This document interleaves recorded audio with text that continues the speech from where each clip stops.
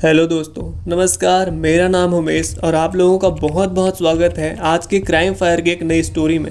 उम्मीद करता हूं कि आप सभी लोग काफ़ी ज़्यादा अच्छे होंगे। इस दुनिया में बहुत से सीरियल किलर हुए हैं जिन्होंने बहुत ही हीनियस क्राइम किए हैं, जिन्होंने बिना सोचे समझे कई बेगुनाह लोगों की बड़ी ही बेरहमी से कत्ल कर दिया। आज की कहानी भी एक ऐसे ही सिर फिरे सीरियल किलर की है जिसने न सिर्फ आदमी और औरतों को मौत के घाट उतारा बल्कि बच्चे, यहाँ तक कि दूध पीते बच्चे तक को न छोड़ा। और बदकिस्मती से यह सीरियल किलर कहीं और का नहीं बल्कि हमारे ही देश भारत का है, जिसने 1960 के दशक में पूरे बम्बई शहर में दहशत फैला दी थी। बम्बई यानी कि आज का मुंबई, एक ऐसा शहर जो कभी सोता नहीं है, मगर उन दिनों इस सीरियल किलर का आतंक ऐसा फैला कि सूरज ढलते ही पूरी मुंबई में सन्नाटा फैल जाता था। आज की कहानी थोड़ी लंबी है, पर मुझे उम्मीद है अगर आप एक कहानी को लास्ट तक देखते हैं, लास्ट तक सुनते हैं, तो आपको ऐसा नहीं लगेगा कि मैंने आपका वक्त बर्बाद कर दिया है। तो कहानी शुरू होती है साल 1968 से। जुलाई 1968 में मुंबई पुलिस को बोरीवली के पास पोईसर इलाके में एक मर्डर की जानकारी मिलती है। जब पुलिस वहां पर पहुंचती है तो देखती है कि वहां एक झोपड़ी के बाहर एक आदमी की लाश पड़ी है और उसके सिर पर बहुत ही बुरी तरह वार किया गया है। देखने से लग रहा था जैसे किसी नुकीले मजबूत हथियार से हमला किया गया हो। उस झोपड़ी में एक औरत और एक बच्चा भी था। जब उनकी ओर से बयान लिया गया कि क्या उसने किसी को देखा है, तो उसने बताया कि रात को अंधेरा होने की वजह से कुछ देख तो नहीं पाई। इसके बाद पुलिस ने खाना पूर्ति के लिए केस तो दर्ज कर लिया, मगर जांच ढंग से नहीं की। पुलिस को लगा कि शायद किसी आपसी रंजिश की वजह से यह कत्ल हुआ होगा, मगर थोड़ी देर बाद ही पुलिस को पता चलता है कि वहां कुछ किलोमीटर आगे मलाड की तरफ उसी रात एक और कत्ल हुआ है। यहाँ भी झोपड़ी के बाहर सो रहे एक शख्स के सिर पर बुरी तरह हमला किया गया था। पुलिस यहाँ भी पहुंची, बयान दर्ज किया और निकल गई। इन दोनों मर्डर के बीच कनेक्शन तो हो सकता है, यह सोचा तक नहीं। इसके लगभग 6-7 दिन बाद मलाड में ही वेस्टर्न एक्सप्रेस हाईवे की तरफ एक झोपड़ी में सो रहे पति पत्नी और यहाँ तक कि उसके 2 महीने के बच्चे तक का मर्डर हो जाता है। जब पुलिस वहां पहुंची तो वह भी मौत के मंजर को देखकर दंग रह गई। यहाँ भी कातिल ने तीनों के सिर पर किसी मजबूत नुकीली चीज से हमला किया था, मगर एक चीज जो यहाँ अच्छी हुई वह यह कि मर्डर के बाद कातिल अपना हथियार और छाता वहीं छोड़ गया था। पुलिस को वहां से एक लोहे की मोटी रॉड मिलती है जो आगे से नुकीली और मुड़ी हुई थी। इसके बाद पुलिस हरकत में आ जाती है और अब पुलिस को 1 हफ्ते पहले हुए वह 2 मर्डर भी याद आते हैं जिसमें बिल्कुल इसी तरह सिर पर वार करके कत्ल कर दिया गया था। और अब पहली बार पुलिस को ऐसा लगता है कि यह सभी मर्डर एक दूसरे से जुड़े हुए हैं। उसके बाद पुलिस हथियार और छाते को फिंगरप्रिंट की जांच के लिए भेजती है ताकि कोई सुराग मिल सके, मगर पुलिस को कोई फिंगरप्रिंट नहीं मिलता क्योंकि उन दिनों मुंबई में अभी भी बारिश हो रही थी और यह हथियार और छाता दोनों झोपड़ी के बाहर मिले थे, तो बारिश के पानी में सभी उंगलियों के निशान मिटा दिए गए थे।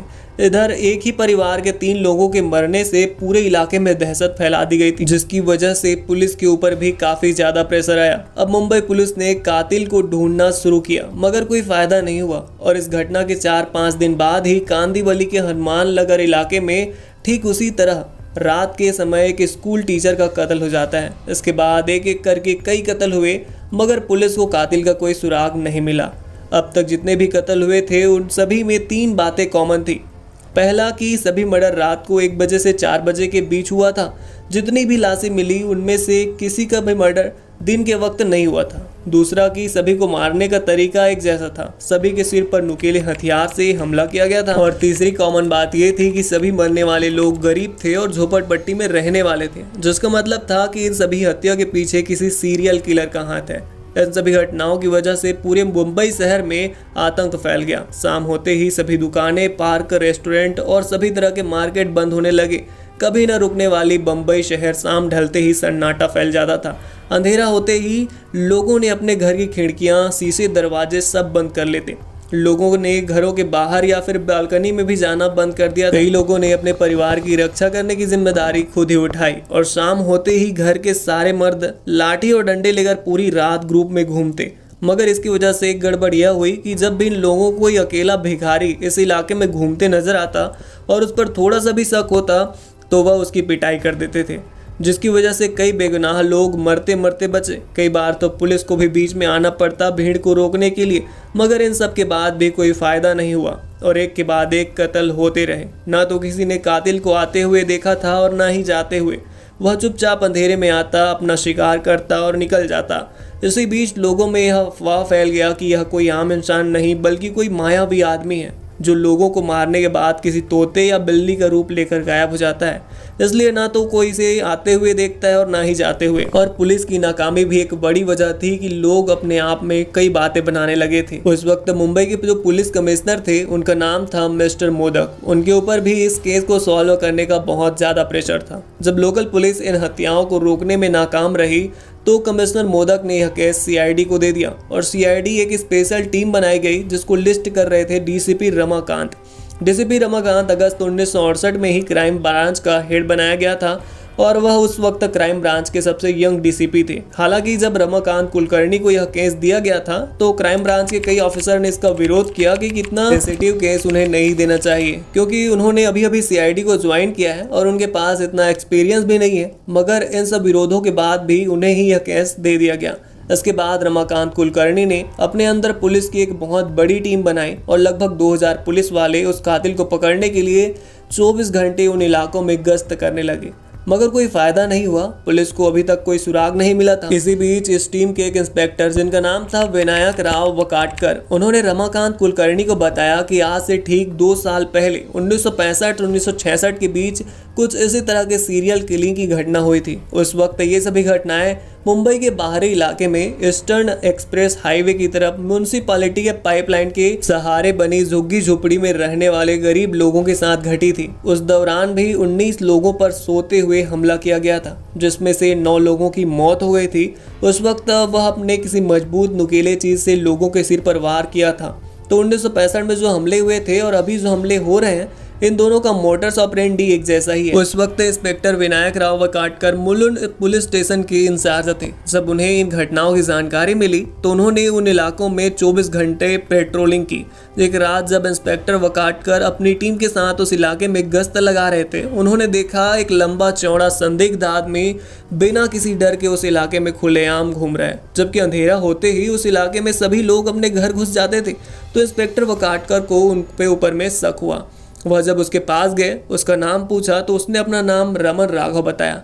उसके बाद उन्होंने उसकी तलाशी ली। उसके जेब से एक डायरी मिली जिसमें 2 शब्द लिखे थे, खत्म और खल्लास। अब इंस्पेक्टर वकाटकर का शक और बढ़ा तो वह उसे अपने साथ पुलिस स्टेशन ले गए। पुलिस स्टेशन में पहुंचने पर इंस्पेक्टर वकाटकर ने जब इसकी हिस्ट्री खंगाली तो पता चला कि इसके और भी कई नाम हैं, जैसे सिंधी डलवाई, तलवाई, अन्ना, तंबी और बिल्लू स्वामी।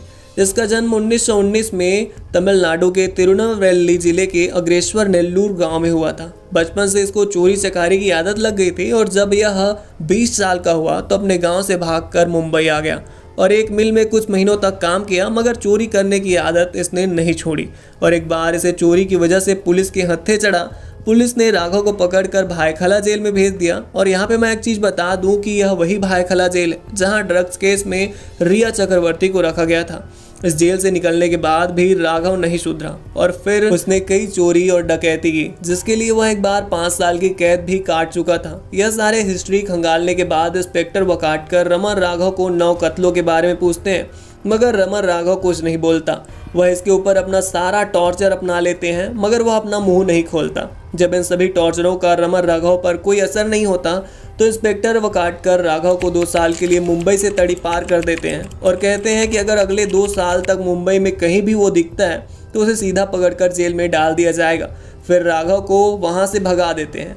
इंस्पेक्टर वकाटकर ने बताया कि राघव को मुंबई से तड़ी पार करने के अचानक बाद ही वहां हो रहे हमलों का सिलसिला भी रुक गया था और 19 हमलों के बाद दूसरा वैसा कोई भी हमला नहीं हुआ था। डीसीपी रमाकांत कुलकर्णी को जैसे ही 1965-66 की इन घटनाओं और रमन राघव के बारे में पता चला तो उन्हें यकीन हो गया कि इन सभी घटना और हमला के पीछे रमन राघव का ही हाथ है और वह 2 साल बाद दोबारा मुंबई आ चुका है। उन्होंने उस वक्त रमन राघव के सारे रिकॉर्ड्स मंगवाए। उस रिकॉर्ड्स में राघव के फिंगरप्रिंट्स, फोटो और उससे जुड़ी सारी जानकारी थी। इसके बाद उन्होंने राघव की फोटो पर सभी पुलिस स्टेशन में भिजवा दिया और यह अलर्ट जारी किया कि यह आदमी जहां भी दिखे उसे फौरन गिरफ्तार करें। अब पूरा पुलिस महकमा रमन राघव की तलाश में जुट गया। इसी बीच राघव ने 25 और 26 अगस्त 1968 की रात में मलाड के चिंचोली में लालचंद यादव और दुलार यादव नाम के 2 लोगों का मर्डर कर दिया। उसके बाद क्राइम ब्रांच की एक टीम वहां पहुंची और खुशकिस्मती से वहां से उन्हें कातिल के फिंगरप्रिंट मिल गया। इसके बाद इन फिंगरप्रिंट को रमन राघव की फाइल से मैच किया गया और यह दोनों फिंगरप्रिंट मैच हो गए। अब कंफर्म हो गया था कि सीरियल किलिंग के मामले इतने दिनों से जो चल रहे हैं इनमें रमन राघव का ही हाथ है, मगर राघव गायब था। अब पुलिस ने अपने सारे घोड़े खोल दिए। उसे ढूंढने के लिए मुंबई की हर पुलिस अपने हाथों में राघव की फोटो लेकर पूछताछ कर रही थी, मगर कामयाबी नहीं मिली। एक बार पुलिस राघव को ढूंढते पोईसर के बाहरी इलाके में पहुंची और वहां जब पुलिस ने यह फोटो मंजुला बाई नाम की एक औरत को दिखाई तो वह यह फोटो देखते उसे पहचान गई और वह बोली, यह तो अन्ना है, आज सुबह ही उसे उन्होंने देखा था जब वह कुएं से पानी भरने गई थी। पुलिस ने जैसे ही मंजुला बाई की यह बात सुनी उनकी आंखें चमकने लगी। उसके बाद पुलिस ने जब उससे पूछा कि उसे पता है कि राघव कहाँ रहता है तो उसने कहा, यह तो मुझे मालूम नहीं कि वह कहाँ रहता है, मैंने आज खुद कई दिनों बाद अन्ना को यहाँ देखा था।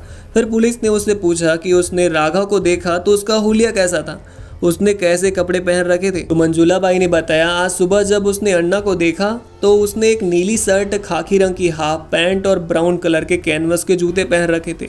और हाँ, अन्ना के हाथ में एक छतरी भी थी। मुंबई पुलिस को जैसे ही यह जानकारी मिली उसने फौरन ही वायरलेस के जरिए सभी पुलिस स्टेशन में यह मैसेज फैला दिया कि अगर कोई भी ऐसा संदिग्ध आदमी दिखे तो उसे फौरन गिरफ्तार करें। पुलिस पूरे दिन और रात उस एरिया की खाक छानती रही जहाँ राघव को आखिरी बार देखा गया था, मगर राघव उन्हें कहीं नहीं मिलता।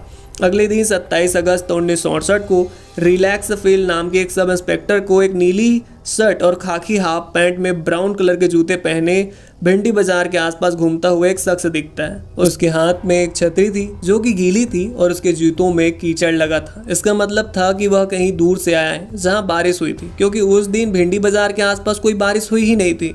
तो सब इंस्पेक्टर एलेक्स को ऐसा लगता है कि यही रमन राघव है, मगर फिर भी वह एक बार उसे पास जाकर कंफर्म करना चाहते थे, क्योंकि ज़रूरी नहीं है कि ऐसे कपड़ों में सिर्फ रमन राघव ही पहने। और जब इंस्पेक्टर रिलैक्स फील्ड उनके नज़दीक जाते हैं तो देखते हैं कि उसके कपड़ों पर कुछ खून के छींटे के भी निशान हैं। जिसके बाद वह उसकी तलाशी लेते हैं तो उसके पास से 2 चश्मे, 2 कंघे, 2 कैंचियाँ, एक अगरबत्ती और जलाने का स्टैंड, साबुन, लहसुन, चाय पत्ती और 2 कागज मिलते हैं जिनमें कुछ नंबर लिखे हुए थे। अब इंस्पेक्टर उसका नाम पूछते हैं तो वह बोलता है सिंधी डलवाई। एलेक्स को याद आता है कि रमन राघव का एक नाम सिंधी डलवाई भी है। उसके बाद फौरन उसको वो अपने साथ पुलिस स्टेशन चलने को कहते हैं। राघव बिना विरोध किए चुपचाप उसके साथ चल देता है। पुलिस स्टेशन पहुंचने के बाद एलेक्स अपने सीनियर को इसकी जानकारी देते हैं और इसे सुनते ही रमन राघव पकड़ा गया। फौरन क्राइम ब्रांच के लोग वहां पहुंच जाते हैं और सबसे पहले उसकी उंगलियों के निशान लेते हैं और फिर मलाड चिंचोली मर्डर पॉइंट से मिले फिंगरप्रिंट से मिलान करते हैं। यह दोनों फिंगरप्रिंट मैच हो जाते हैं और दोनों फिंगरप्रिंट मैच होते ही उसी दिन 27 अगस्त 1967 को सीआईडी ऑफिशियली रमन राघव की गिरफ्तारी की खबर रिलीज कर देती है। तो इतने दिनों से जिस सीरियल किलर ने पुलिस के नाक में दम कर रखा था वह पुलिस के कब्जे में आ चुका था। इसके बाद रमन राघव के पकड़े जाने की खबर जंगल की आग की तरह लोगों में फैलती है। उसी दिन शाम होने तक तकरीबन 2000 से भी ज्यादा लोग मुंबई के पुलिस कमिश्नर और क्राइम ब्रांच के ऑफिस के बाहर जाकर जश्न मनाने लगते हैं। रमन राघव की गिरफ्तारी से पुलिस कमिश्नर PS मोदक इतने खुश होते हैं कि वह सब इंस्पेक्टर एलेक्स को 1000 का इनाम देने की घोषणा कर देते हैं। अब रमन राघव तो पकड़ा गया था, मगर पुलिस और क्राइम ब्रांच के सामने यह चैलेंज था कि उसका गुनाह कैसे कबूलाया जाए, क्योंकि 2 साल पहले भी जब उसने पूछताछ हुई थी तो उसने अपना मुंह नहीं खोला था। खैर, इसके बाद उससे पूछताछ शुरू हुई और उससे कई सवाल पूछे गए, मगर वह चुपचाप बैठा रहा। पुलिस को पता था कि इस पर मारपीट का भी कोई असर नहीं होने वाला, इसलिए उन्होंने प्यार से भी उसे अपना गुनाह कबूल करने को कहा, मगर वह कुछ नहीं बोला। राघव का इंटरोगेशन करते करते 2 दिन बीत गए। पुलिस उसके साथ सारे हथकंडे अपना लिया, मगर उसने मुंह तक नहीं खोला। आखिर में थक हार कर किसी पुलिस वाले ने उसे ऐसे ही पूछ लिया, अगर उसे कुछ चाहिए तो वह बता दे। रमन बिना एक पल गंवाए 2 दिन बाद पहली बार बोला मुर्गी। उसके बाद वहीं पास के होटल से उसके लिए चिकन करी मंगाई गई, उसे दी गई और राघव ने प्लेट चाट चाट कर चिकन खाया। कुछ ही मिनटों में सारा खत्म कर दिया। उसके बाद फिर उससे पूछा गया कुछ और चाहिए, तो वह दोबारा बोला मुर्गी। फिर उसके लिए दोबारा चिकन मंगाया गया। चिकन खत्म होने के बाद एक बार फिर उससे पूछा गया कि उसे कुछ और तो नहीं चाहिए, तो वो बोला कि नारियल का तेल, कंघी और शीशा और एक वेश्या भी चाहिए। वह इसके साथ सोना चाहता है, मगर उसकी वेश्या वाली ख्वाहिश को मना कर दिया गया क्योंकि कानून इसकी इजाज़त नहीं देता। मगर हाँ, उसके लिए नारियल तेल, शीशा और कंघी का जरूर इंतजाम किया गया। उसके बाद उसने नारियल के तेल अपने बालों में लगाया और फिर इस तेल से पूरे शरीर की मालिश की और उस तेल की खुशबू की भी तारीफ की। इसके बाद उसने कंघी से अपने बाल बनाए और शीशे में बहुत देर तक खुद को एक हल्की मुस्कुराहट के साथ देखता रहा। थोड़ी देर बाद वह पुलिस की तरफ मुड़ा और बोला कि अब पूछे जो आपको मुझसे पूछना है। उसके बाद पुलिस ने शहर में हो रहा है मर्डर के बारे में पूछा तो राघव बोला ठीक है, मैं आपको सब कुछ बताता हूँ। और रमन राघव ने अपनी कहानी शुरू की। वह बोला 2 साल पहले 1966 में उसे तड़ी पार कर दिया गया तो वहां से पुणे की तरफ चला गया और बड़गांव देहू तलेगांव नाम की जगह पर चोरी चकारी का काम शुरू कर दिया। तलेगांव में एक बार वह चाय की दुकान पर गया और उसने वहां पर कड़क प्योर दूध की चाय बनाने को कहा, मगर चाय वाले ने उसके चाय में दूध कम और पानी ज़्यादा डाल दिया। इस बात से उसे बहुत गुस्सा आया और उसी वक्त उसने इस चाय वाले का मर्डर करने का फैसला कर लिया।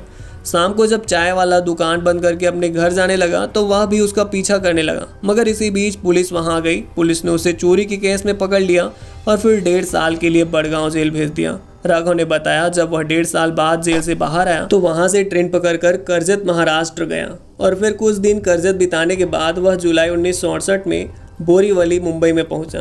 इसके बाद उसने वहां पर अगले कुछ दिन तक छोटी मोटी चोरी की। एक दिन जब वह दहसर पुल के पास से गुजर रहा था तो उसे हार्डवेयर की दुकान के सामने एक मोटरसाइकिल का हैंडल पड़ा हुआ मिला। वहां से वह उस चीज को उठाता है और जोगेश्वरी में एक लोहार के पास लेकर जाता है और कहता है कि उसे इस लोहे की रॉड को सीधा करके आगे से थोड़ा मोड़ के हुक जैसा नुकीला करवाना है। और वह जैसे बोलता है लोहार उसे वैसा ही बना के दे देता है। फिर अपना हथियार लेकर वह वहां से चल देता है और उसके 1-2 दिन बाद एक रात जब वह पोईसर में घूम रहा था उसने देखा कि झोपड़ी के अंदर एक औरत और उसका बच्चा सो रहा था और एक आदमी झोपड़ी के बाहर सो रहा था। चारों तरफ बिल्कुल अंधेरा था। फिर वो उस आदमी के पास गया और उसके सिर पर अपने हथियार से जोरदार वार किया। वह आदमी जब चिल्लाने लगा उसने उसके सिर पर फिर से वार किया और तब तक वार करता रहा जब तक उसकी मौत ना हो गई। मगर इतने में घर के अंदर सो रही औरत जाग गई और वह यह सब देख कर चिल्लाने लगी तो वहाँ से वह भाग गया और भागते भागते वह मलाड की तरफ पहुँचा। उस वक्त रात के 3 बज रहे थे और मलाड में एक झोपड़ी के बाहर खाट पर उसे एक आदमी सोता हुआ मिला। उसके बाद वह उसके करीब गया और उसने सोते हुए आदमी के सिर पर अपने हथियार से एक के बाद एक कई वार किए।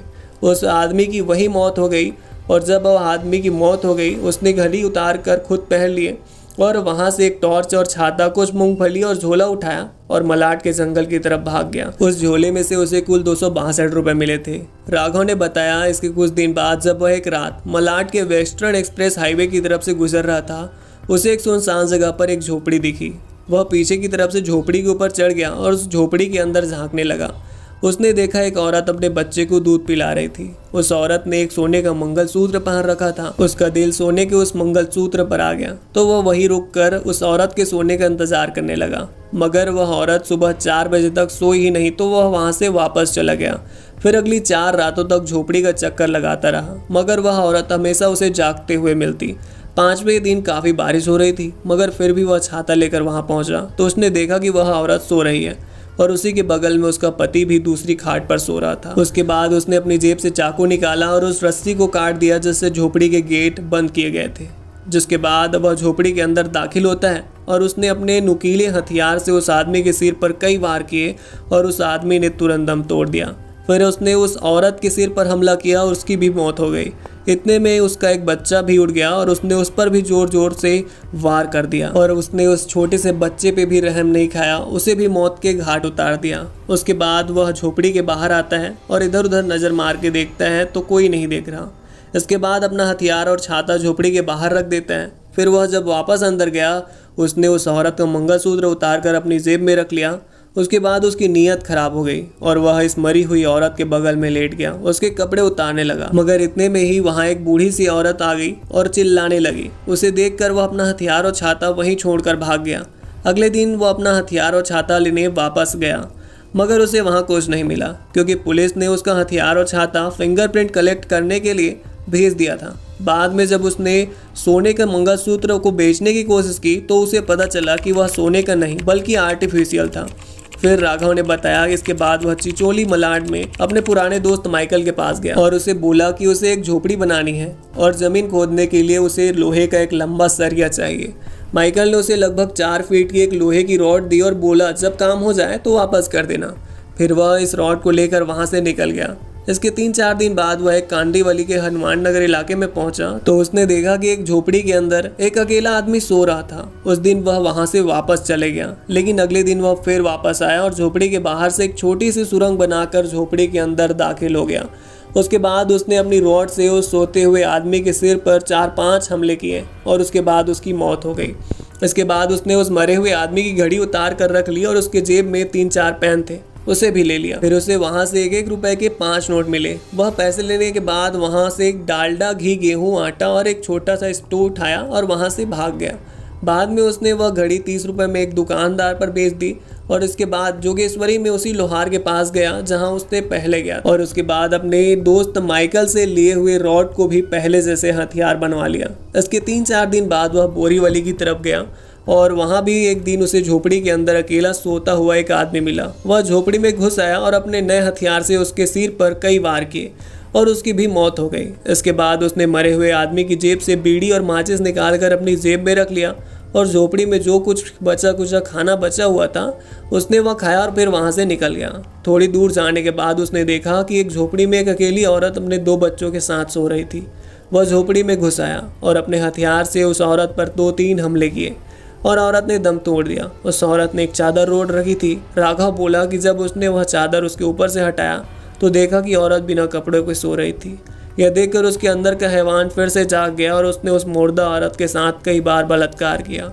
जब उसका मन भर गया तो वह वहां से उठा और झोपड़ी में जो भी खाना था उसे खाया और वहीं रखी चाय पत्ती लेकर वहां से भाग गया। अपने कबूलनामे में उसने ऐसे ही कई कत्लों के बारे में बताया। फिर जब पुलिस ने राघव से 2 साल पहले के एक के बाद एक लगातार हो रहे मर्डर के बारे में पूछा तो उसने कहा कि हाँ, वह सभी मर्डर उसी ने किए थे और 1965 से 66 के बीच उसने लगभग 24 मर्डर किए थे और कुल मिलाकर उसने अपने कबूलनामे में 41 मर्डर करने की बात को कबूला। उसने बताया कि मर्डर 41 से भी ज़्यादा हो सकते हैं, पर अभी फिलहाल उसे इतना ही याद है। जब पुलिस ने उससे पूछा कि उसने इतने सारे लोगों को क्यों मारा तो वह बोला कि यह सब गंदे लोग थे, भगवान ने मुझे इन सबको मारने के लिए कहा था। अब पुलिस को कबूलनामा तो मिल गया, मगर अब भी जरूरी था तो वो उसका हथियार, क्योंकि कोर्ट में उसे गुनहगार साबित करने के लिए कत्ल में इस्तेमाल हुए हथियार का बहुत बड़ा रोल होता है। जब पुलिस ने रमन राघव से पूछा कि जिस हथियार से उसने सबका मर्डर किया है वह कहाँ है, तो वह पुलिस को अपने साथ आरे रोड के जंगल में ले गया और वहां एक झाड़ी से अपने हथियार निकाल कर दिए, जिसमें उसका वह लोहे का नुकीला हथियार और चाकू था। इसके बाद पुलिस ने जोगेश्वरी के उस लोहार का भी बयान दर्ज किया जहां राघव ने अपना हथियार बनवाया था। फिर राघव के दोस्त माइकल का भी बयान लिया गया और एक मजबूत केस बनाया गया। रमन राघव के पकड़े जाने के लगभग 10 महीने बाद 2 जून 1969 को कोर्ट में राघव का मुकदमा शुरू होता है। मगर मुकदमा शुरू होते ही डिफेंस के वकील पीवी पवार राघव के बचाव में बोलते हैं कि रमन राघव की दिमागी हालत ठीक नहीं है। उसने जब भी कोई कत्ल किया तो उसे यह मालूम ही नहीं था कि वह क्या कर रहा है और वह इस लायक नहीं है कि वह अपने ऊपर लगे इन इल्जामों को डिफेंस कर सके। मगर सरकारी वकील एम.बी. वोहरा ने डिफेंस की सभी बातों का विरोध किया। दोनों पक्षों की बात सुनने के बाद कोर्ट ने रमन राघव को दिमागी चेकअप के लिए मुंबई के पुलिस सर्जन के पास भेजा, जिसने अगले 3 हफ्ते तक राघव की दिमागी हालत को परखा। फिर कोर्ट में अपनी रिपोर्ट भेजी। इस रिपोर्ट में उन्होंने बताया कि राघव की दिमागी हालत बिल्कुल ठीक है और उसने जो भी किया उसे पता था कि वह क्या कर रहे हैं। इस रिपोर्ट में सभी दलीलें सुनने के बाद कोर्ट के जज C.D. सिंधी ने रमन राघव उर्फ सिंधी डलवाई को दोषी करार दिया और उसे मौत की सजा सुनाई। इसके बाद यह केस हाई कोर्ट पहुंचा। वहां भी राघव के बचाव के पक्ष की तरफ से यह दलील दी गई कि उसकी दिमागी हालत ठीक नहीं है। हाई कोर्ट ने 3 साइकेट्रिस्ट की एक टीम बनाई जिन्होंने रमन राघव के कई इंटरव्यू लिए और अपने रिपोर्ट में उन्होंने कहा कि राघव को क्रोनिक पेरेंट्स ऑफ इंडिया यानी कि एक बीमारी से ग्रस्त है, जिसमें इंसान को यह पता नहीं होता कि वह जो कर रहा है वह सही है या गलत। जब यह रिपोर्ट कोर्ट में पेश की गई तो हाई कोर्ट ने 4 अगस्त 1987 को रमन राघव की मौत की सजा को उम्र कैद में बदल दिया और उसे पुणे की यरवदा जेल भेज दिया गया। फिर इसके 8 साल बाद 1995 में किडनी फेल होने की वजह से ससून हॉस्पिटल में रमन राघव की मौत हो गई। पूरी दुनिया में अब तक जितने भी खूंखार और बड़े सीरियल किलर हुए हैं उनमें आज भी रमन राघव का नाम शामिल है। आज 2024 में उस घटना को हुए 54 साल से भी ज्यादा हो गए, मगर कई लोग और बच्चे जो 1965 से 1968 के दौरान मुंबई में थे वह आज भी याद करके कांप जाते हैं, क्योंकि उन दिनों बॉम्बे या आज की मुंबई में आतंक का सिर्फ एक ही नाम था और वह नाम था रमन राघव। रमन राघव के ऊपर कई किताबें लिखी गई, कुछ फिल्में बनी, जिनमें एक रमन राघव 2.0 है, जिसमें नवाजुद्दीन सिद्दीकी ने रमन राघव का तो नहीं मगर उससे इंस्पायर्ड एक सीरियल किलर का जबरदस्त रोल निभाया है। तो यह थी कहानी एक सन की सीरियल किलर रमन राघव की। मुझे उम्मीद है यहाँ सभी लोगों को यह कहानी जरूर पसंद आई होगी। अगर यह कहानी आपको पसंद आई तो नीचे कमेंट सेक्शन में कमेंट करके बताएं और ज़्यादा से ज़्यादा लोगों में शेयर जरूर करें। और अभी तक चैनल को सब्सक्राइब नहीं किया है तो चैनल को सब्सक्राइब करके बेल नोटिफिकेशन को ऑन कर लें ताकि हम जब भी स्टोरी डालें आपको तुरंत मिल जाए।